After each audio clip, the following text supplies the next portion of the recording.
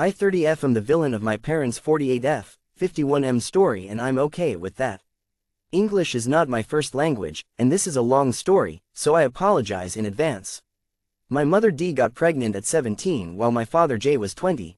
They were not a couple and he had a girlfriend at the time, so when the news was out things got chaotic. From what I was told, J was a womanizer that cheated on his girlfriend multiple times, so he wanted nothing to do with D. She talked to his mother and sisters about the pregnancy and her wanting a relationship with J, but he wasn't the type to listen to people telling him what to do, so he distanced himself of the situation and continued his relationship with his girlfriend. Before getting pregnant, D was already a problem for her parents, now 75F and 82 MBC. She lived by her own rules, was very disrespectful, had an habit of lying, sneaking out of the house to party, and dropped out of school at 16. She always had a strange relationship with her brother 2 years younger BC. She thought he received a better treatment from their parents. When D was 7 months pregnant, my grandparents decided to move to a bigger city against her wishes. BC, they thought her relationship with J was unhealthy and this way they could help her raise me while she would go back to school. My grandma was the breadwinner and my uncle got a job at 15 to help with the bills, while my grandfather was a SAHGD and my mom split her time between school and work. That would last a couple years until D became obsessed with another guy, decided to marry him and took me to live with them when I was 2. Her husband M, 2 years younger than her, worked at his father company and D was a som. They had a party all the time lifestyle and I was always with them on road trips, parties, pubs and barbecues with friends. When I was 4 my sister G was born and with the new baby they couldn't party together daily like they did before. That's when M started to go out without D, and when he came back home very drunk they argued a lot, had scream matches, and after some years of this dynamic he eventually started to hit her. D's relationship with M's parents was rocky and they judged her for being a young mom, and considered her a gold digger. When she asked for their help, BC, his alcoholism and the domestic violence, they helped, but blamed her and the pressure she put on him of being a breadwinner while being so young. D and M tried to work things out for a while but eventually his addiction won, and they divorced when I was 7. D, me and my sister went to live with my maternal grandparents. One thing I remember about D's and M's marriage was the constant tension in M's parents' house. D and M had me calling him dad since I was 3, so I used to call everyone grandpa, grandma, uncle, auntie, and everyone was polite but not warm. When G was born everyone treated her so well, she was everyone's favorite, she always received kisses, hugs, compliments, and I didn't understand why people didn't treat me the same. D also treated G better. I always had the feeling that D didn't like me. BC, she almost never hugged me or talked to me, ignored me when I tried to show affection and was always cold towards me. And M, he always seemed like he didn't want to be a father or husband, and was always doing stupid things to feel alive like speeding his car while drunk or sitting at the window with his legs out in our apartment at the 29th floor. A few months after their divorce, D took me to a trip to the mall and as we ate McDonald's she told me M was not my father and that I actually had another dad. She then introduced me to J, who had a quick chat with me, bought me a doll, and then we went home. It was a weird day. A few months passed and I saw him again at a doctor appointment who was in fact a DNA test. He was with his wife, as he was now married to his girlfriend from when he was younger, and they didn't spoke to me and D at all. The test became positive and I officially had J's last name added to my name, and he started to pay child support. I never saw him again after the day we had the test done. Money was tight in our house. BC, my grandma and uncle worked but were paid minimum wage. Grandpa worked as a handyman and carpenter, so it was challenging to feed everyone, pay rent, utilities, clothes, etc. D had child support from J and M's family but would always claim she had no money. M was a wreck and completely out of control, and his family hated to pay child support, so after a few months M's parents offered to raise my little sister, as they were wealthy and could provide for her and enroll her in good schools, etc. I remember being so confused. BC, I didn't want to be separated from my sister, and I wanted to live with grandma too, but she was not my grandma. D accepted the offer and started to live by her own rules again. She worked and was barely home when she had free time. After my sister went to live with her grandparents, I became a lonely kid. She would come to our home every other week for the first year, but then her grandparents started to bring her less and less to see us, and D didn't care enough to go see her at their house as well. Sometimes she would send me to spend time at their house and it was always weird. BC, again, people were polite but not warm.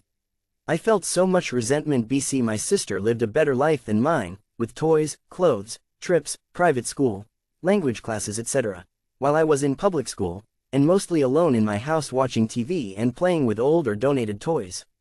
We had two completely different lives, but one thing in common was that Dee weren't present in any of them. Ever since her divorce, Dee became colder and more distant. She worked all day and partied all night, from Monday to Monday, and almost always slept at her friend's house to avoid going home and have to listen to her parents lecture her for not taking care of her kids. She had a terrible relationship with her parents, and the three of them would always fight BC of money and responsibilities. When I was 8, I asked her why did she had kids if she didn't like her kids, and Dee told me that she wanted to have an when she was pregnant with me, and Jay rejected her, but her parents didn't consent and that's why she hated them. My grandparents didn't have the habit of saying I love you, but they showed me love by taking care of me with kindness and respect, and I also learned a lot from my uncle, who loved to spend time with me when he was home from work. I used to pray every night asking God that my grandparents reveal that they're my real parents and Dee was just a mean sister. I remember sometimes not having a proper shoe or clothes to go to school, and my grandma would buy it for me even if she didn't have the extra money. But in her bedroom Dee had a nice big collection of high heels and high-end party clothes. When I was 9, Dee got together with her second husband, 15 years older than her. He had 2 daughters from his first marriage who were 12 and 14 at the time and lived with their mom. I never confirmed that, but it always seemed like they had some kind of agreement that he would not raise someone else's kid. He used to pretend I didn't exist and ignore me. He wouldn't talk to me or acknowledge me if I was in the same room. When I was 11, my mom became pregnant with my sister Elle, and went to live with E. My grandma asked her to take me, but she talked to me in private and asked me to say to my grandparents that I didn't want to go with her. BC she wanted to start a new family. 1 year and 5 months after Elle was born, Dee gave birth to my brother R. When R was 1 and Elle was 2, E lost his job and the 4 of them went to live with us at my grandparents' house. Dee had to work and I was used as a nanny for the babies. I didn't had a normal life for a 13-year-old and missed birthday parties and school events. BCI was taking care of 2 babies at home. My sister G rarely came to our house, but when she came Dee showered her with love, and I resented her so much that I stopped going to her grandparents' house to see her. At the same time I was basically raising my little brother and sister. Dee would berate me for everything. She would yell at me that I was too fat, that I was ugly BC of acne, that my hair was weird, and that everything in me was bad BC I had bad blood. She hated that my grandparents treated me well and liked me. If I asked to go out to study with friends, she would guilt trip me BC the kids needed me and liked to be with me. She would go out with E almost every night and I was the one making the kids dinner, bath and sleep time, as my grandma didn't want to raise 2 more grandkids. He didn't had a new job, but would spend the day out working.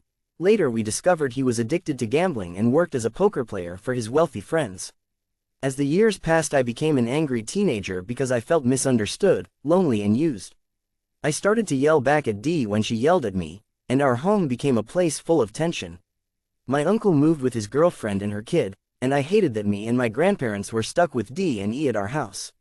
I loved my baby brother and sister like they were mine, and at the same time I hated to be put in that situation without a choice. Everyone used to say you need to help your mom with the kids, but all I wanted was a normal teenager life, so I started to dismiss Dee's requests and do my own thing. At 15 I met F 2 years older than me. He is now my boyfriend and we live together and started to go out with friends more, and to have a social life. Dee hated this BC, it meant she had to step up more as a parent to her younger kids. When I was 17 I was seen as difficult and rebel BC I stopped listening to Dee's orders and requests. My sister G was 13 at the time and she used to come to our house once every 3 or 4 months. One day I discovered G's Twitter and was full of self-hating and borderline tweets. I remember being shocked, and I messaged her telling her to stop playing with serious matters. BC, yourself, it's not a joke. She didn't reply. I didn't follow her on Twitter but kept track of her activity daily, and at some point I became so worried that I sent a few of her tweets to our cousin. It was her cousin from M's side. Her father printed the tweets and showed to their grandparents, and after a few conversations about G's mental health they decided and informed Dee that G should live with her at my grandma's house. When I learned this I was surprisingly happy and felt so much joy BC I would have my sister near me and share a room with her, and I wanted so much to be the one to tell her, so I called her home. M picked up the phone, and when I asked him if I could speak to G he told me no. He told me that she was sad that day, and he was taking care of her. I insisted but he kept saying no and eventually hung up the phone. The next morning I woke up with D's phone ringing at 7 a.m., and then she ran downstairs to my room and yelled, "Wake up your sister," herself. The days following my sisters were something I can't explain. I felt guilty, I felt angry, I wanted to scream to D and M that it was their fault, but I didn't have any words. I was so mad. M tried to apologize to me at her funeral for the call and comfort me, but I couldn't even look at him. Not once D tried to comfort me or say something nice. She was in pain and was feeling guilty as well. G's grandparents felt so bad they didn't even attend the funeral. I dropped out of high school when I still had 6 months to graduate. I felt so much pain that I couldn't go back to my normal life. Then I started to feel angry at G, and this anger lasted a few years. 1 year after G's death I was feeling so lost that I found J's phone number and called him.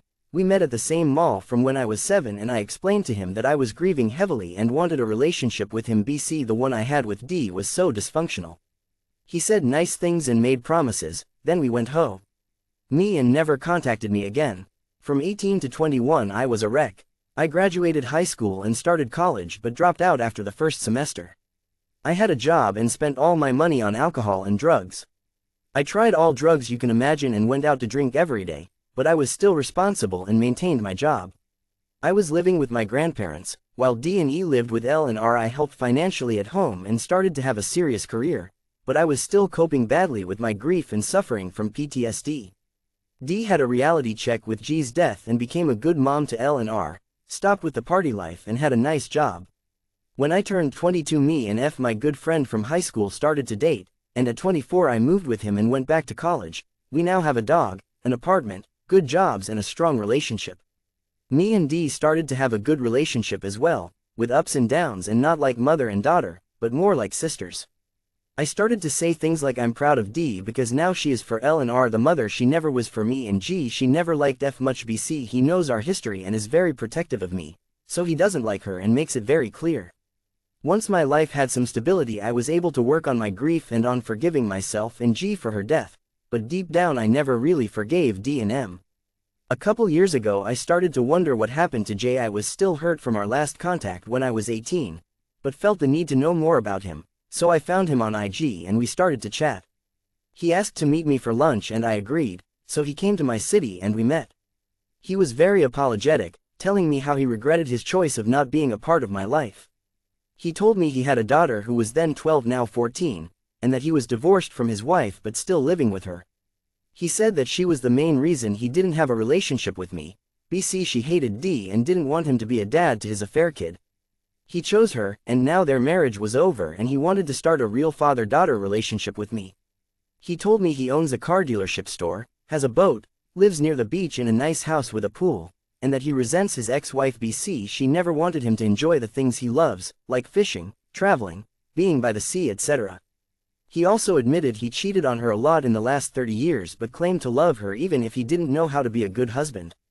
After our lunch I met D, as she lived nearby and we always met to go to the supermarket together. During our car trip I told her about my lunch with J and told the whole story. I even told her about the cars and boats, and about him still being a womanizer like he was before and a husband. When I finished telling her, her exact response was, "It's a shame he chose the wrong woman," and I had a really bad feeling. For the next months things got weird. D and J started following each other on IG and she began to post thirst traps on her stories daily. He is a Christian, and she started to also post Bible quotes daily. Then out of nowhere she tells everyone that she found an old friend on IG from when she was a teenager, and she was going to a trip to J's town where she used to live when she got pregnant to meet her friend. We went to the mall with my sister L a few days before her trip and D bought new and a nightgown. It was all really weird and I started to suspect she was going to meet J. After a few weeks of me thinking I was going insane, the truth came out. J called me to say he was renting an apartment in his town and D was going to live with him. D announced that she was divorcing from E, but never mentioned J. She claimed she was unhappy and wanted to start a new life, so she was going away to her old town, to live with her friend. I went nuts. I was blindsided by all this drama and asked them to tell the truth to everyone. D was abandoning E, L and R for my father and I felt lick. It was my fault. D begged me to cover for her. She didn't want anyone to know about her and J, but I kept pressuring them, so she came clean. My sister was especially mad and very protective of her father, didn't want anything to do with D. My brother was like, "I don't understand, but I don't really care lol." I was extremely disappointed and angry. BCD was now abandoning L and R like she did with me and G. It's been 2 years since she left. My sister eventually forgave her, he has a new girlfriend, and everything went back to normal, or at least a new normal.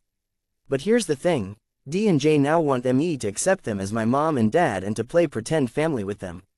They constantly invite me to spend time with them, and at first I did, but it was so bad for my mental health that F made me say no a few times, and now I'm completely low contact with them. Now that they are a couple, they visit my maternal family and complain about me. They say I'm heartless, that I should forgive them, that I should spend time with them and travel to their town to be at their house. They say I'm unflexible, I'm stubborn, I'm ungrateful. But I feel it's unfair. When I needed them to be mom and dad, no one wanted to be a family. I had to learn to live without their love, to be strong for myself. I had to live with the consequences of their choices and mistakes, and now that I'm a well-adjusted, successful adult, they want to play family to the world. They want to claim my success as theirs. I just can't. I lived a very traumatic life because of their choices. I felt unloved and uncared for, and now they want me to love and care about them. They claim that I need to be present for them and my sisters, and that I need to understand their choices and that mistakes were made but they meant no harm. Do you want to know why Jay is divorced from his wife? 1 year before I followed him on IG, another daughter of his did the same. She is 2 years older than me, and another a fair kid. His wife didn't know about her. Jay claimed that he knew but thought she wasn't his, so he never mentioned her or her mother.